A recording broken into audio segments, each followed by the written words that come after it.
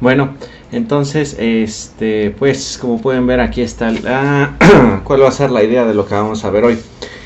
Esto no está marcado en los, ¿cómo se llaman?, los planes de estudio, pero a mí me parece bastante importante que aprendan un poco esto de las bases de datos, porque es de lo que más se ha estado, o de lo que más se utiliza, ¿no?, en la actualidad. Muchos ingenieros en sistemas informáticos, etcétera, etcétera, son lo que manejan. Y sobre todo ahora que existe esto de la minería de datos y este tipo de cosas, de este tipo de ondas acá de que hay que revisar cuántos datos tenemos y toda la cosa, pues es bastante interesante ver esto de las bases de datos, ¿no? Entonces, bueno, aquí está, ¿no?, el meme. Como la gente normal me enseña a ver unas relaciones, pero las relaciones son con bases de datos. Así debe de ser, como debe de ser. Ok, bases de datos. Ahí está, ¿no?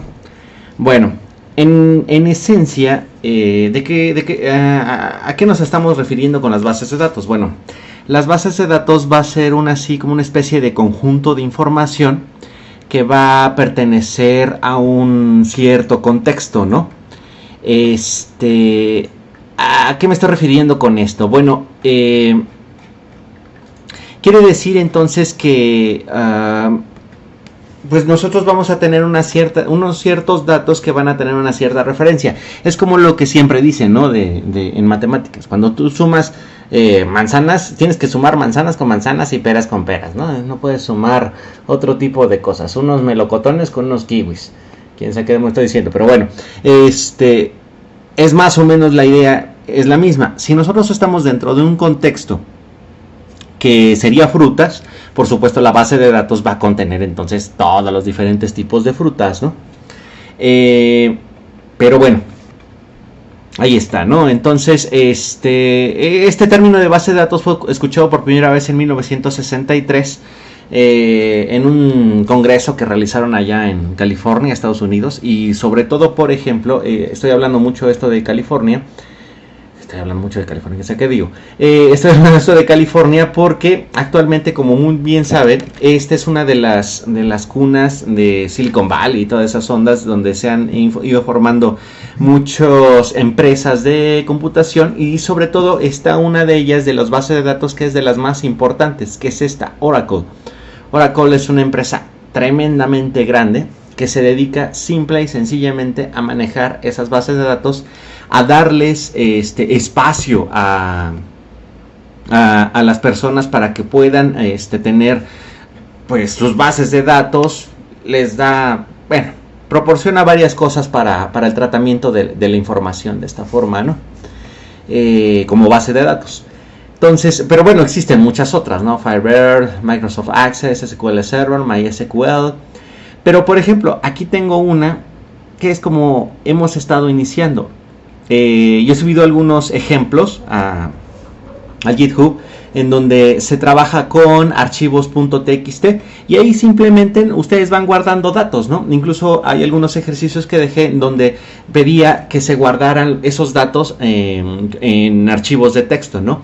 E inclusive también hay algunos archivos que no son así como que muy avanzados, pero permiten manejar muchísima información y sobre todo la transferencia de información vía internet, que son los archivos CSV, Comma Separated Value. Estos archivos están separados simple y sencillamente, o los datos van a estar separados simple y sencillamente por una coma. Entonces nosotros los vamos a poder leer y después separar cada uno de esos datos, ¿no? Bueno, entonces antiguamente, por supuesto, ahora que estoy hablando de 1963, pues las computadoras eran cuartos enormes, en donde el almacenamiento se tenía que realizar en este tipo de cuartos, y los discos duros eran unas cosas enormes, o sea, podían tener ustedes kilobytes o megabytes, y ya estoy hablando de cosas muy grandes para esa época, en espacios, les digo, del tamaño de alguna habitación, ¿no? De un 10 por 10 por 10, unos cubos enormes. Sin embargo, en la actualidad esto ha ido el almacenamiento, los discos duros que tenemos USBs ya hasta de 128 a 256 gigas, discos duros que llegan ya hasta terabytes. Entonces el almacenamiento de datos ya es un poco más sencillo, ¿no? Vale, entonces la parte importante de esto de las bases de datos va a ser entonces, ¿de qué estoy hablando con esto? Ahí estoy picando esta onda 2 veces, ahí estaba nuestra imagen bonita. Entonces tenemos aquí unas bases de datos que son tipos, modelos, ejemplos. En esta parte lo quiero resumir bastante porque nosotros no nos vamos a enfocar tanto a saber, a diseñar bases de datos de una manera súper ultra estructurada como muchas veces se tiene que realizar. Probablemente ustedes entonces solamente vayan a manejar bases de datos que no sean tan complejas o que puedan crearlas de manera muy sencilla. Por ejemplo, no lo sé, o sea, no se me ocurre ahorita un ejemplo práctico, totalmente práctico, que ustedes pudieran manejar en un posteriormente, después cuando vayan avanzando en su carrera. Pero entonces, me desvío horriblemente, ¿no? Con esta parte. Entonces, bueno, vamos a ver. Ahorita voy pensando en algún ejemplo de esto, pero lo que quiero entonces es de que vamos a tener que una base de datos va a ser un conjunto de información. O sea, simple y sencillamente vamos a poner un montón de información en archivos, ¿vale? Pero esos archivos no pueden estar de una manera caótica y horrible como este video, ¿no? Sino se deben de colocar de una manera estructurada, de una manera perfectamente estructurada en la que nosotros podemos después pedir esa información. Ya una vez que la almacenamos, podemos pedir esa información de manera rápida. No así, sino más bien tenemos que pedir esa información, no de manera rápida, sino más bien que la base de datos nos debe de contestar de una manera bastante rápida, ¿no? Y para que nos conteste de una manera rápida, entonces atrás donde está toda esa maraña de los datos deben de estar perfectamente estructurados para que no haya una pérdida ahí de tiempo en estar buscando muchísima información. Simple y sencillamente, una base de datos la pueden ver, por ejemplo, como una biblioteca. ¿En qué sentido una biblioteca? Una biblioteca, si ustedes, no sé, si tengan así sus libros en casa, bien ordenados caóticamente, u ordenados de tal manera que ustedes solamente conocen su orden, pero debe de existir alguna especie así de orden. Por ejemplo, las enciclopedias muchas veces, y es perfectamente claro aquí del ser humano, que es lo que va a hacer siempre, de colocar siempre en un orden los libros, ¿no? O cualquier cosa, uno siempre así por poco obsesivo compulsivo que sea, uno tiende a colocar siempre las cosas en orden, colocar entonces las enciclopedias del 1 al 10, o por ejemplo del 10 al 1, o a lo mejor uno enloquece y empieza a poner primero la parte, primero los tomos que son impares y luego los pares, pero siempre existe hay algún orden. No sé por qué esa afinidad del ser humano de colocar todo en un cierto orden que a lo mejor es simplemente por un individuo va a conocer, pero la idea es de que todos estos datos, toda esta información que está almacenada en estos libros se pueda almacenar de una manera en que cualquier persona pudiera entonces ingresar y decir, bueno, si quiero entonces este tomo o quiero ingresar a esta información, yo sé que debo de irme por este caminito, que sería el camino más sencillo. Recuerden siempre la ley del mínimo esfuerzo, y entonces llegar directamente ahí y tomar esa información, ¿va? Entonces, de esa manera, las bases de datos deben de estar ordenadas de modo sistemático para que posteriormente se recupere esa información. Además, se pueda realizar análisis y, que es la parte más importante, hacer la transmisión de todos esos datos. Antiguamente se hacía, por supuesto, en esto, ¿no? En grandes recintos, bibliotecas. Pero ahora entonces, como les decía, ya pasamos entonces de tener información almacenada en cuartos enormes a tener una cantidad brutal de información videos prohibidos, dentro de una USB, a lo mejor una pequeña USB que a lo mejor ya tiene hasta 128 gigas de tamaño, ¿no? Que permite entonces tener esa cantidad de datos disponibles. ¿Sale? Voy a poner un poquito de fondo esto, para que no haya tanto problema, porque luego me ataca el copyright. Vale. Entonces, bueno, ya llevamos aquí 10 minutos y no he dicho absolutamente nada. Eso es bastante importante. Voy a decirlo mañana.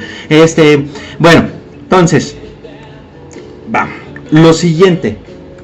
¿A qué se dedican? Ahorita ponemos ese, por ejemplo. Porque mi base de datos no contiene la dinámica humana. Ajá. Entonces, ¿a qué se dedican entonces estas empresas?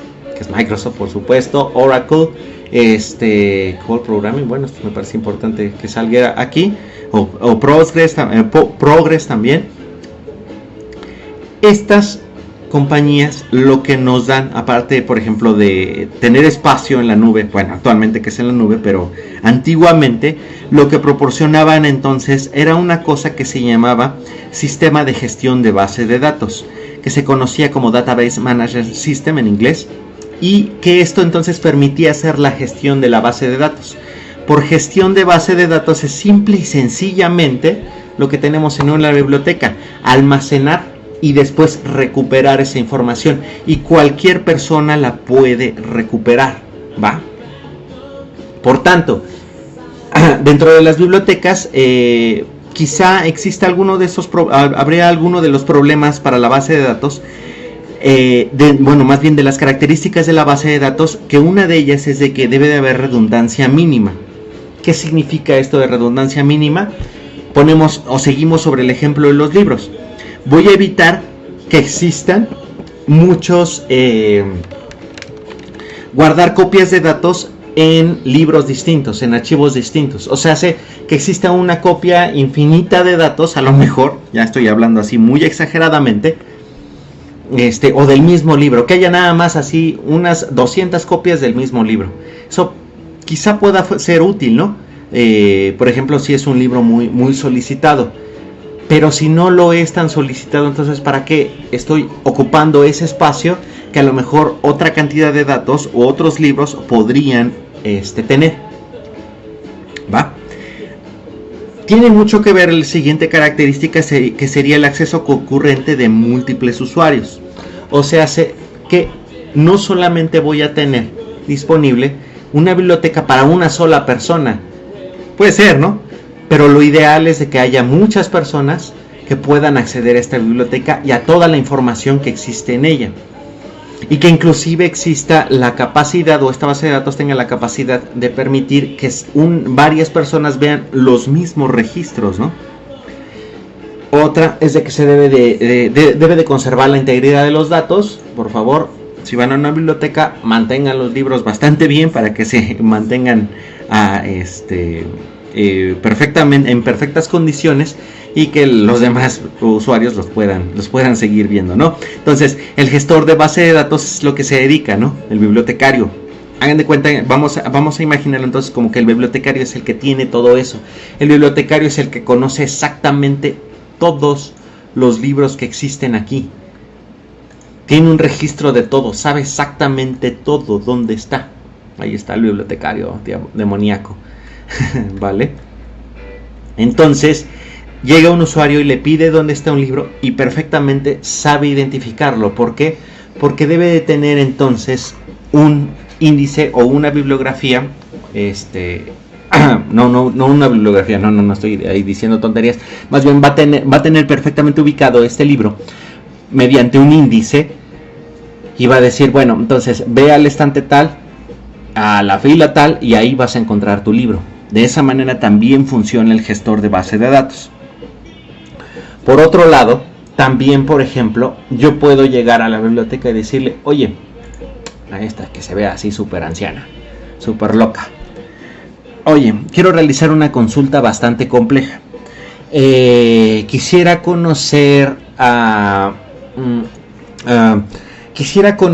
entonces toda la música del siglo XV que está relacionada con el reggaetón de nuestro siglo y que habla sobre, no lo sé, noches estrelladas. Una cosa acá bien exótica, ¿no? Entonces, el gestor de base de datos, el bibliotecario, me va a decir, va, toma entonces esta información, más esta información que se encuentra en tal estante, más esa otra información en tal estante, y con eso vas a encontrar entonces la búsqueda que estás diciendo. Entonces ya me va a encontrar la correlación entre las noches estrelladas del reggaetón y la música del siglo XV, ¿va? Una cosa acá bien exótica. Por otro lado, también debe de existir una cierta seguridad en el acceso, que esa es la parte importante de todo esto. ¿Qué es esto? Está medio loco. ¿Y por qué estoy diciendo que es la parte importante de todo esto? Porque son las llaves que nos permiten ingresar a las bases de datos. Y bueno, entonces por esta parte de seguridad, viene entonces mucho con esto de correlacionado un tanto con la parte de lo que es la Deep Web. A nosotros nos mandan, ¿cómo lo podría decir? Nos venden entonces la idea de que nada más entramos al internet superficial y que la fregada y que el demonio y medio. Sí, es cierto, eso es totalmente cierto. Nosotros en Google nada más nos da una cierta información, y sobre todo porque Google tiene unos ciertos algoritmos que no nos dejan ingresar muchísimo más allá, sino que lo que la mayoría de la gente busca, ¿no? Lo que siempre nosotros hacemos, quedarnos solamente sobre ¿cómo se llama? Pues la parte superior de alguna cosa, los blogs, Wikipedia, etcétera, etcétera, ¿no? Pero existe la Deep Web, que todo el mundo aquí habla, que la fregada y media. Esta parte, y sobre todo aquí viene, ¿no? Entonces los registros médicos, los papers o los artículos de investigación, todo esto se encuentra en bases de datos. Y esas bases de datos muchas veces no son accesibles directamente, sino que se requiere de tener un usuario, una contraseña, o inclusive, muchas de ellas lo que hacen es poder, más bien tener un pago, haber realizado un pago para poder ingresar a toda esta información. Entonces, gran parte de la Deep Web sí es accesible por medio de cualquiera de estos navegadores que aquí tenemos. Y existen otros sitios que están mucho más abajo, que eso sí ya están son un poco más prohibitivos, ¿no? Pero la parte entonces de las bases de datos, y que tiene que ver mucho con la seguridad, está en esta parte. O sea, que no les vengan a ver así la cara de que, ay, ya entré a la Deep Web. Bueno, está bien.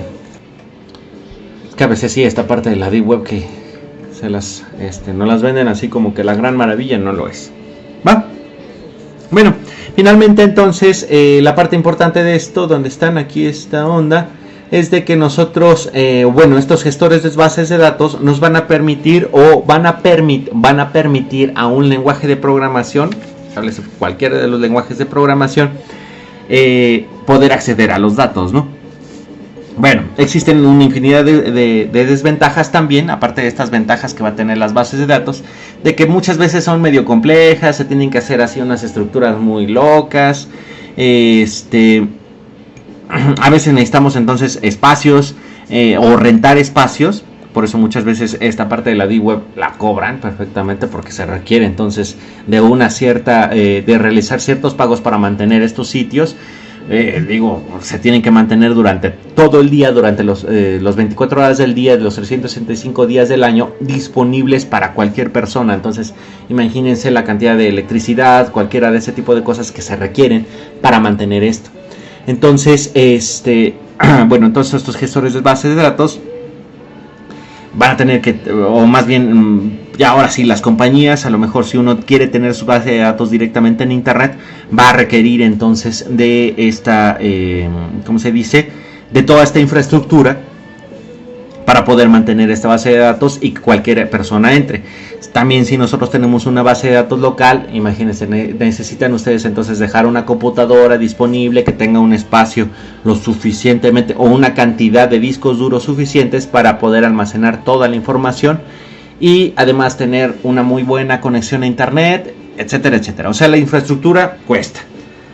Y además, por supuesto, son vulnerables totalmente a que entren las personas que no queremos que entren, ¿no? Si nuestra base de datos no es así como que gran importante, bancos, pues entonces, pues a lo mejor nada más van a ingresar y van a poner ahí cualquier cosilla, ¿no? De medio diabólica, y van a decir, o te secuestran la base de datos, etcétera, etcétera. Pero muchas veces esta parte de la seguridad es bastante sensible, ¿no? De considerar. Algunas bases de datos, pues no, la verdad no tiene ni sentido de que los hackers entren, así se ve y dicen, no, pues aquí no voy a sacar absolutamente nada, nada más logré entrar y ya lo logré, ¿no? Bueno, está bien. Entonces, eso sería la parte introductoria de las bases de datos, ¿no? Es así como que muy complicado, ¿no? Suena muy complicado, pero no lo es tanto. O sea, ustedes han hecho seguramente muchas bases de datos, pero a lo mejor no las han hecho de una manera tan bien estructurada. Digo, no vamos a ver así tan bien la parte estructurada por el tipo de base de datos que nosotros vamos a utilizar posteriormente, ¿no? Entre los tipos de base de datos, bueno, ustedes pueden darse una vuelta ahí por internet y revisar cuáles son las bases de datos, que hay estáticas, dinámicas, etcétera, etcétera. Pero ahora yo quiero separar, bueno, ahorita posteriormente los voy a separar en dos. Ahorita no quisiera entrar tanto en esto, ¿va? Ahora, quiero ver esta parte que viene de aquí, que es entonces cómo nosotros las vamos a estructurar, que se llama el diagrama para hacer la estructuración o realizar la estructuración de los de las bases de datos. Se llama el diagrama entidad-relación. Este diagrama de entidad-relación, entonces, lo único que va a hacer es colocar estos, ¿cómo se dice esto? Estas, no sé cómo lo podría decir, más bien como estructuras. Van a ver cómo se parece mucho a la parte de los diagramas de clases, o más bien como hemos visto la parte de programación orientada a objetos.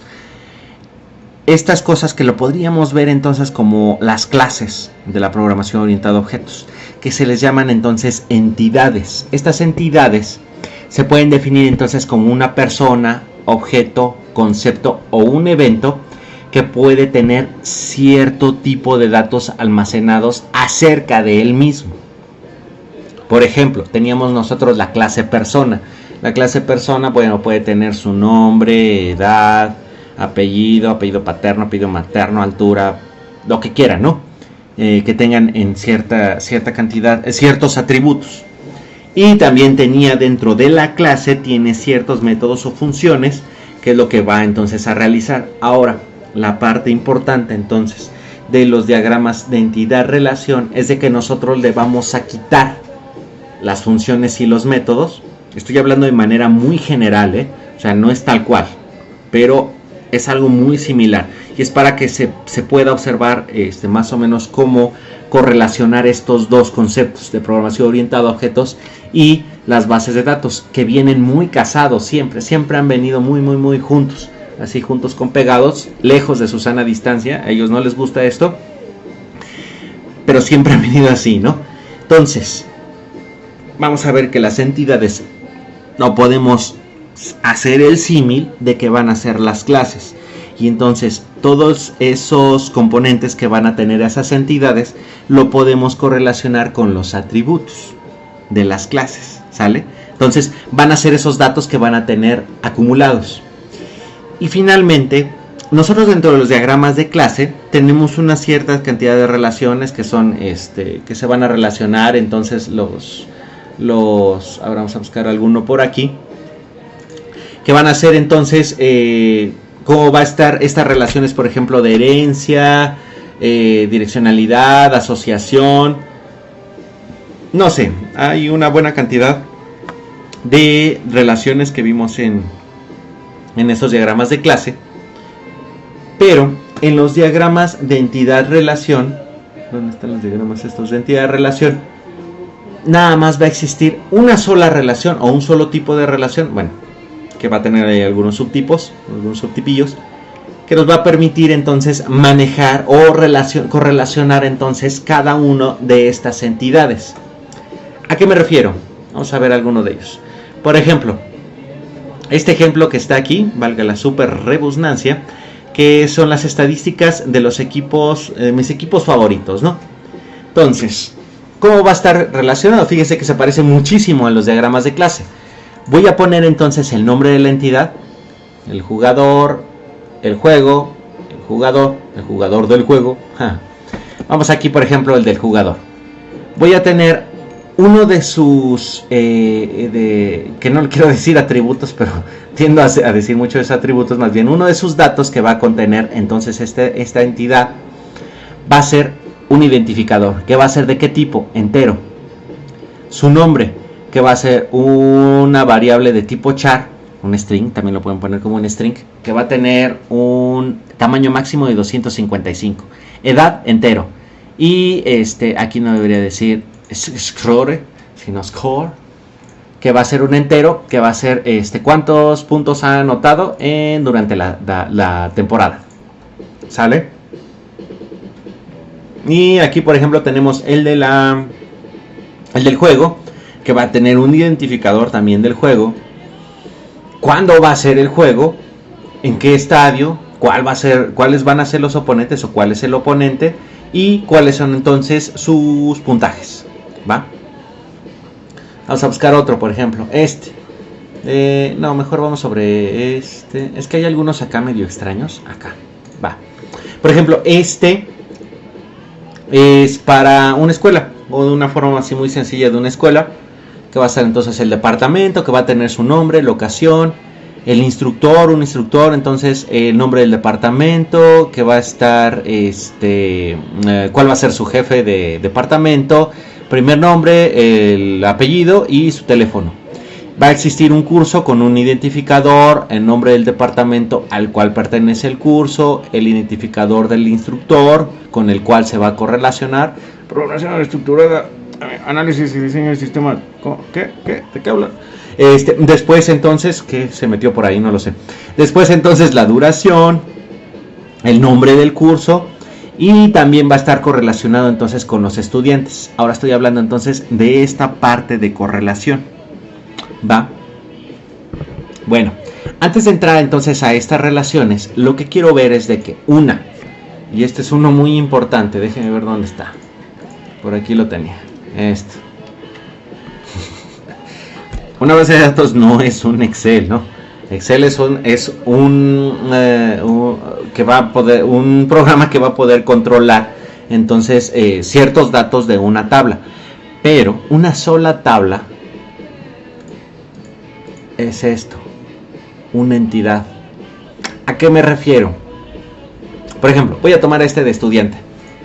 Entonces, lo que vamos a tener aquí es de que vamos a hacer que va a existir unos campos, que va a ser identificador, primer nombre, vamos a ponerlo todo en inglés, vamos a decir que somos una institución que hablamos en inglés perfectamente, que va a ser identificador, el primer nombre, el apellido y el teléfono, ¿no? Para el estudiante. Y después entonces voy a poner de qué tipo son, que va a ser entero, que va a ser, vamos a ponerle string, para acortar. Muchas veces así se pone, varchar. Podemos ponerlo como string, porque bueno, actualmente ya los lenguajes de programación manejan perfectamente los strings, ¿no? Y aquí también entonces podemos poner que va a ser un string, ¿no?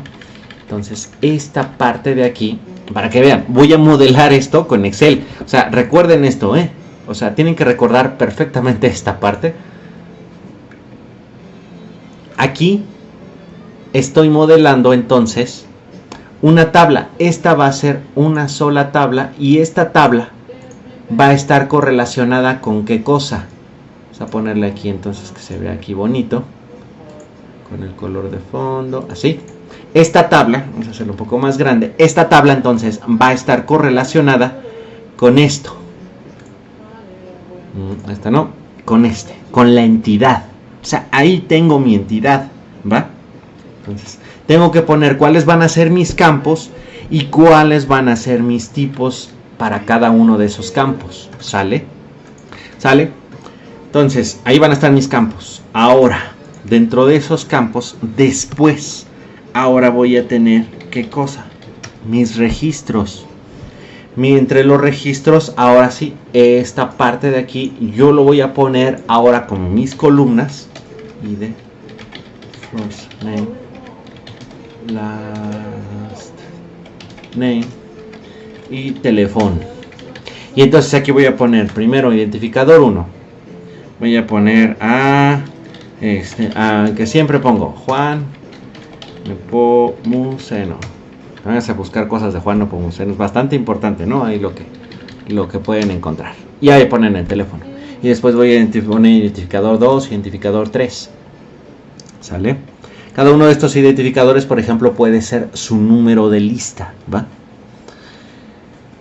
Ahora, entonces, aquí voy a tener mis registros. Cada uno de estos que tengo aquí va a ser mis registros. Y cada uno, entonces, de las columnas van a ser los campos que van a conformar entonces esta entidad. ¿Dónde está la entidad? Esta entidad. Lo que ustedes o lo que yo les sugiero que hagan es de que primero creen este tipo de tablas para saber cuáles son las entidades que ustedes van a requerir. Una vez que ya tengan entonces esas entidades, ahora fíjense muy bien cómo se van a ir relacionando cada una. Es una parte bastante importante. Y fíjense, en esta parte hay algunos de estos datos que están en negritas. ¿Qué significan esos en negritas? Si ustedes le dan aquí clic derecho, van a ver que existe dos cosas que están hasta acá arriba en el menú que sale, en menú emergente, que se llama clave primaria y clave externa. La clave primaria es una de las cosas más importantes de las bases de datos y la que tienen que tener muy en cuenta. Es extremadamente importante. ¿Por qué razón? Porque en este caso yo la voy a poner como clave primaria el identificador o el número de lista. ¿Por qué razón? Simple y sencillamente porque no puede haber dos números de lista iguales. Fulanito es el número de lista 16, Perenganito es el número de lista 4, Juan Nepomuceno es el número de lista 1, pero Perenganito no puede tener el número de lista 1 porque ya lo está ocupando Juan Nepomuceno, ¿sale? Entonces, que va a ser entonces su llave primaria o clave primaria, define de manera unívoca un registro, ¿sale? Entonces, al definirlo de manera unívoca, solamente puede existir uno y solo uno de estos identificadores. No puede repetirse, jamás, de los jamases, ¿va? Eso lo tienen que tener muy en claro. Venga, entonces, estos, por ejemplo, el nombre del departamento nada más va a existir un solo departamento. Departamento de matemáticas, departamento de física, departamento de lo que sea. Instructor, solamente puede existir Juan Nepomuceno 1 y Juan Nepomuceno 2, ¿no? Entre el primer nombre y segundo nombre. Pero para distinguirlos, a lo mejor yo le voy a dar un número de empleado, un número de identificación. No se roban el mío. Entonces, ahí ya lo voy a tener. En los cursos, a lo mejor hay uno que se llama matemáticas y otro que se llama matemáticas. Chale. ¿Y ahora qué hago? Bueno, a uno le pongo matemáticas con número de identificación 100B48 y al otro le pongo 100B49 porque van seriados. Así ya los identifico. Mis estudiantes, el número de lista, su número de boleta, no se debe repetir. A pesar de que existe entonces, les digo, Juan Nepomuceno 1 y Juan Nepomuceno 2, ¿no? Uno al monte y el otro al monte 2, ¿va? Ahora, entonces, dentro de estas las tablas que se van a crear aquí, porque se van a hacer los registros, cada uno de estos va a ser un registro, recuerden, esta va a ser entonces cada una de estas tablas que viene de su entidad, pero va a existir todas estas líneas que tengo aquí que va a ser una relación. ¿Cómo voy a relacionar este tipo de cosas? Fíjense muy bien. Mi curso tiene un identificador que es su llave primaria, pero yo debo de relacionarlo con un departamento. Cálculo vectorial, cálculo íntegro diferencial, una cosa acá bien zafada de los pelos. Entonces, todos estos cursos que tienen identificadores diferentes, y a lo mejor tienen nombres diferentes, pero pues no nos interesa, los voy a relacionar directamente con el nombre del departamento. Department name. Entonces, esta llave de aquí se le llama clave externa o llave foránea o clave foránea. Esa va a ser la clave que va a relacionar una de mis entidades o de mis tablas con la otra. ¿A qué me refiero? Vengo aquí, donde demonios dejé mi Excel. Vengo aquí, entonces tengo esto, ¿no? First name, last name, phone. Pero, que bueno, existen algunas de estas tablas que son así como especie de saltos entre uno y otro. Esta tabla de los estudiantes que están dentro del curso es la lista a lo mejor que le va a llegar al profesor, ¿no? Entonces, dentro de esa, fíjense, tiene el identificador del estudiante. Ay Dios, ¿qué estoy haciendo? Student. Y el identificador del curso. ¿Sale? Ese va a ser otro de mis registros. Déjenme quitar esto para que no se vea así. Cada una de estas son llaves primarias, si se dan cuenta. Entonces puedo relacionar 1 con curso 5. Y entonces el curso 5 y de course. Para cuando yo lo relaciono con esto, bueno, va a ser así, la tabla del curso. Voy a tener entonces department name, instructor ID. Voy a tener aquí el instructor ID, duración y el nombre del curso. Hasta no lo lleno todo, ¿no? O sea, voy a poner entonces que el identificador de mi curso va a ser el 5, que va a pertenecer entonces a department name, al departamento de matemáticas, porque estoy traumatizado con esto. Y le voy a poner entonces nombre, cálculo íntegro diferencial para ingenieros locos. Listo.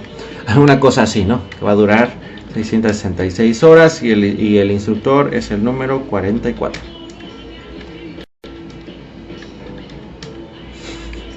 ¿Qué número estoy poniendo? No sé. Entonces, identificador de mi curso, esta es la tabla del curso, esta es la llave primaria, se va a correlacionar entonces con esta llave que tengo aquí, con y ahora aquí se va a correlacionar con el estudiante, el número 1, que es Juan Nepomuceno. Entonces, de esta forma, dentro de mi base de datos, cuando yo haga una consulta a esta base de datos, voy a pedir, oye, ¿quién es el identificador 1 que está tomando, o cuál es el estudiante, cómo se llama el estudiante con identificador 1 que toma la clase del identificador 5, que es el cálculo íntegro diferencial para ingenieros enfermos y locos? Y me va a decir entonces, es Juan Nepomuceno. Así me lo va a regresar, ¿va? Entonces con esa parte. Entonces, todos y cada uno entonces de estas, ¿cómo se dice? De estas entidades, más bien, de estas entidades, de estas tablas, se van a ir correlacionando directamente con estos identificadores, con las llaves primarias y las llaves externas o foráneas. Ahora, estas líneas que tengo aquí, solamente lo único que me están diciendo es de que va a haber una relación de 1 a muchos, porque puede haber entonces muchos estudiantes para un solo curso. Esta es una relación de muchos a 1. Puede haber muchos cursos para un solo departamento, muchos instructores para un solo departamento, o puede entonces haber, y más bien un solo instructor puede tener varios cursos, como a mí me toca. ¿Va? Entonces, mi sugerencia, o cómo va a ser entonces esta parte, cómo van a hacer ustedes esto. Vayan creando este tipo de tablas, de que van a decir, bueno, ¿qué voy a requerir? ¿Cuáles van a ser entonces mis atributos? Inclusive pueden pensarlo desde una clase. ¿Cómo van a ser mis clases? ¿Cuáles van a ser las clases que yo voy a utilizar? Quítenle los métodos, quítenle las funciones, quédense con los puros atributos. Ahora, ¿cómo voy a ir correlacionando estas clases? Si a lo mejor ya crearon su diagrama de clases con todas sus relaciones, eso les va a ser más fácil para entonces poder ver cómo correlacionar entonces estas entidades, cómo ir relacionándolas, ¿no? Valga la super redundancia. Y después entonces vean cuáles van a ser esos atributos que a lo mejor van muy correlacionados, otra vez valga la super redundancia, para poder entonces crear sus llaves primarias y las llaves foráneas. Y decir entonces también cuál va a ser la relación, si de muchos a uno, de uno a uno, etcétera, etcétera, ¿no? Que son las relaciones que generalmente existen, o incluso las relaciones de muchos a muchos. Es un poco más complicadas. Muchas veces se deja como relación de uno a uno o de muchos a uno. Dense un clavado por el Visual Paradigm. Hay algunos ejemplos bastante interesantes. Pueden ver entonces, bueno, a ustedes no les tocó esto de rentar películas, pero se aplica muchísimo. Ya me saco esto, pero bueno, no importa. Se aplica, por ejemplo, para ahorita para los, ¿cómo se llaman? Los canales estos de streaming, en donde va a tener una base de datos que está disponible, entonces, de la cantidad de películas disponibles, pero va a existir, entonces, hay una relación de que el usuario, dependiendo del país en la que se encuentre, le va a permitir, entonces, ver de su gran base de datos una sola parte. Estoy en Japón, estoy en otro lado, y luego por eso utilizan ustedes Proxy para ver algunas películas que no están disponibles en los diferentes países. Pero bueno, más o menos así funciona. Vayan entonces ustedes imaginando cómo correlacionarían este tipo de clases, que ya si han entendido más o menos esta parte de la programación orientada a objetos, cómo entonces pasarla ahora a entidades que nada más van a tener unos ciertos atributos y guardarlos ahí. Todos estos datos o estos atributos son los que se van a guardar en la base de datos, y yo después los voy a poder mandar a pedir. Y para poder realizar entonces estas consultas un poco más complicadas, va a existir toda una maraña o una estructura perfecta en donde, bueno, ni tan perfecta, ¿no? Porque puede perfeccionarse siempre. En donde cada una de estas entidades o de estas clases va a estar correlacionada o relacionada, ya sea por medio, en numeral de 1 a 1, de muchos a 1, por ejemplo en un equipo donde hay muchos jugadores y un solo equipo, o de muchos a muchos, que puede ser, por ejemplo, esto de los streamings, donde hay muchos usuarios y a lo mejor hay muchas películas, ¿no?, que pueden ver, pero que están correlacionadas a lo mejor de que hay muchos usuarios de un solo país, y de ese solo país puede ver una cierta cantidad de películas, ¿va? Si más o menos entonces lo pueden ir pensando. Bueno, ya quedó bastante largo, pero quería que quedara esto de las bases de datos más o menos bien entendido. Les digo, no quiero llegar tan a profundidad a ver esto de base de datos, porque los que son de informática o esta onda, lo ven en 2-3 semestres o varios semestres, porque sí es todo un caso. Bueno, antes de esto, ya se me estaba olvidando, aparte de ver esto, ¿no?, la base de datos, es de que las bases de datos hay una diferencia, o que la podemos diferenciar de manera muy rápida, que una de ellas son, o más bien un grupo de ellos son SQL, que ya se me estaba olvidando que era la parte esta, que es un lenguaje de consulta estructurada, de Structured Query Language, en donde va a existir un lenguaje tal cual para poder entonces pedir información a esta estructura, y ya me va a traer ciertos registros.